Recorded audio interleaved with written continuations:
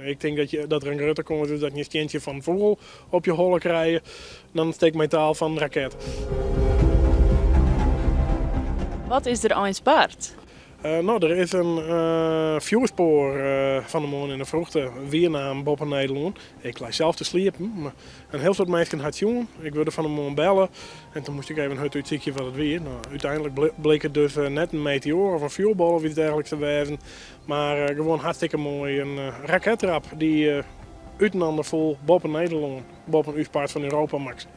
Want zij in Duitsland ook een heel soort opnamen ervan maken. Komt dit eens vaker voor? Nou, wat ik zou het uitvinden, net in boven Nederland. Dat had er ook mee te krijgen. Meestal mikken ze dit soort dingen op het midden van de Stille en de Atlantische Oceaan. Want ze willen natuurlijk net dat het bij een, op een holle valt. Want het is uiteindelijk wel, het is een raket. Het is een vrij groot part. Ik meende dat ik het zou uit de holle een meter of 15, 20.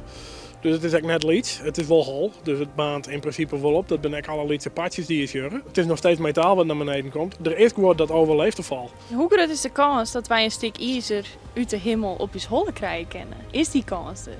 Nou, ik zal net zeggen dat de kans er net is. Maar ik denk eerder dat de kans groter is dat van een vliegtuig of iets dergelijks zou komen dan van een raket. Want hier in dit part van de wereld mikken ze redelijk goed met dit soort operaties op zee.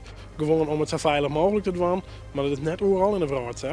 Want bijvoorbeeld in China, daar ben er geen protocollen daarvoor. En bijvoorbeeld daar worden zelfs de eerste rakettrappen, die worden net recycled, zoals Elon Musk met zijn Falcon 9 raket doet. Die komen gewoon wedel en die komen vrij dicht in de buurt van het lanceerplakdeel en soms gewoon opwarpen.